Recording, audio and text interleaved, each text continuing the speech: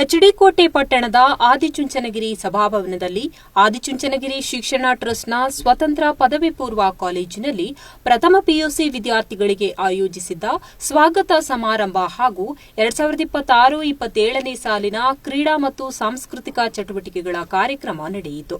ಕಾರ್ಯಕ್ರಮವನ್ನು ಆದಿಚುಂಚನಗಿರಿ ಮೈಸೂರು ಶಾಖಾ ಮಠದ ಮಠಾಧ್ಯಕ್ಷ ಸೋಮೇಶ್ವರನಾಥ ಸ್ವಾಮೀಜಿಯವರು ಉದ್ಘಾಟಿಸಿ ಮಾತನಾಡಿ, ವಿದ್ಯೆ ಎಂಬುದು ನಿಂತು ಕೊಳೆಯುವ ನೀರಂತಿರಬಾರದು. ಅದು ಸದಾ ಹರಿಯುವ ಶುದ್ಧ ಗಂಗಾಜಲದಂತೆ ನಿರಂತರವಾಗಿ ವ್ಯಕ್ತಿತ್ವವನ್ನು ರೂಪಿಸುವ ಶಕ್ತಿಯಾಗಬೇಕು. ವಿದ್ಯಾಭ್ಯಾಸವು ಕೇವಲ ಪರೀಕ್ಷೆಗಳಲ್ಲಿ ಅಂಕ ಗಳಿಸುವುದಕ್ಕೆ ಸೀಮಿತವಾಗಬಾರದು. ಜ್ಞಾನವನ್ನು ಜೀವನದಲ್ಲಿ ಅಳವಡಿಸಿಕೊಂಡು ಉತ್ತಮ ವ್ಯಕ್ತಿತ್ವ ರೂಪಿಸಿಕೊಳ್ಳುವ ಮೂಲಕ ಸಮಾಜಕ್ಕೆ ಮಾದರಿಯಾಗಬೇಕು. ವಿದ್ಯಾವಂತನಿಗೆ ಸಮಾಜದಲ್ಲಿ ಸಹಜವಾಗಿ ಗೌರವ ದೊರೆಯುತ್ತದೆ. ಆ ಗೌರವಕ್ಕೆ ತಕ್ಕಂತೆ ಬದುಕುವ ಜವಾಬ್ದಾರಿಯು ವಿದ್ಯಾರ್ಥಿಗಳ ಮೇಲಿದೆ ಎಂದು ಹೇಳಿದರು.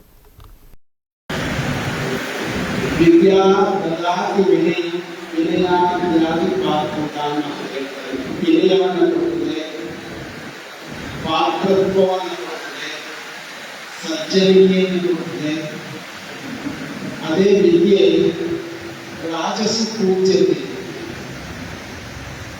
ರಾಜರಿಂದ ಪೂಜೆಗೆ ಒಳಗಾಗುವಂತೆ ಮಾಡುತ್ತದೆ.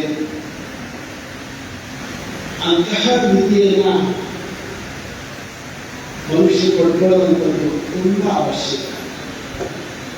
ಮಕ್ಕಳ ನೀವೆಲ್ಲರೂ ಕೂಡ ಒಳ್ಳೆಯ ಅಂಕಗಳನ್ನು ತೆಗೆದುಕೊಂಡು ನೀವು ನಿರ್ಗಡೆಯಾಗ್ತೀರಿ. ನೀವು ಇಲ್ಲಿಗೆ ನಿಲ್ಲಬೇಕು. ನಿಮ್ಮ ಅಧ್ಯಯನ ಸತತವಾಗಿ ನಿರಂತರವಾಗಿ ನಡೆಯಬೇಕು.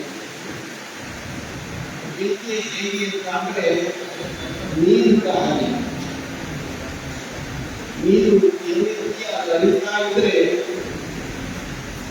ಅದಕ್ಕೆ ರುಚಿತ್ವ ಇರ್ತದೆ.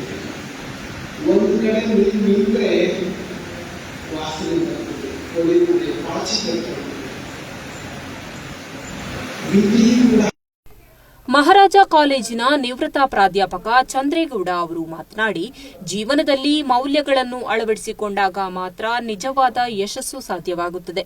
ಹೊಸ ಕನಸುಗಳನ್ನು ಸಾಕಾರಗೊಳಿಸಲು ನಮ್ಮ ಸಂಸ್ಕೃತಿ, ಪರಂಪರೆ ಮತ್ತು ಹಳೆಯ ತತ್ವಗಳೇ ದಾರಿದೀಪವಾಗುತ್ತವೆ. ಅವುಗಳನ್ನು ಜೀವನದಲ್ಲಿ ಅಳವಡಿಸಿಕೊಂಡರೆ ಉತ್ತಮ ವ್ಯಕ್ತಿತ್ವ ನಿರ್ಮಾಣವಾಗುತ್ತದೆ ಎಂದು ಹೇಳಿದರು.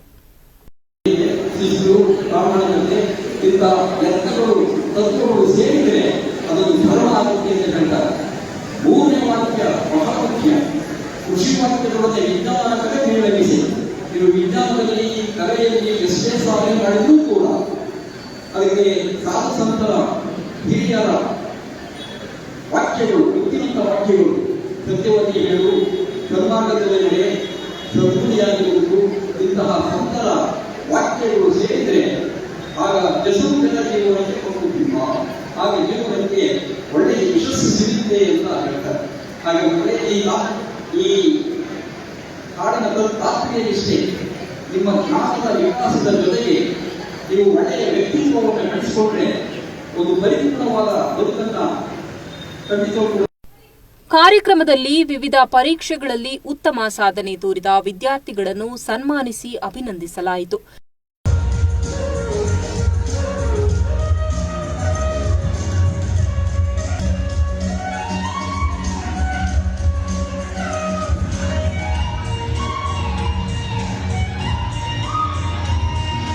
ಕಾರ್ಯಕ್ರಮದಲ್ಲಿ ಪದವಿ ವಿಭಾಗದ ಪ್ರಾಂಶುಪಾಲ ಜೆಎನ್ ವೆಂಕಟೇಶ್, ಪದವಿ ಪೂರ್ವ ಕಾಲೇಜಿನ ಪ್ರಾಂಶುಪಾಲ ಬೈರೇಗೌಡ, ಎಸಿ ಭೈರಪ್ಪ, ಮುಖಂಡ ಎಜೆ ಕಾಳೇಗೌಡ, ಮೈಸೂರು ವಿಶ್ವವಿದ್ಯಾಲಯದ ಸೆನೆಟ್ ಮಾಜಿ ಸದಸ್ಯ ಕೃಷ್ಣೇಗೌಡ, ನ್ಯಾಯಾಂಗ ಇಲಾಖೆಯ ಶಿರಸ್ತೇದಾರ್ ಜಗದೀಶ್, ಒಕ್ಕಲಿಗರ ಯುವ ವೇದಿಕೆಯ ಅಧ್ಯಕ್ಷ ಡಿಸಿ ಸ್ವಾಮಿ, ಬೊಪ್ಪನಹಳ್ಳಿ ಭಾಸ್ಕರ್, ಮಹದೇವು, ಯೋಗೇಶ್, ನಿಂಗೇಗೌಡ ಇದ್ದರು.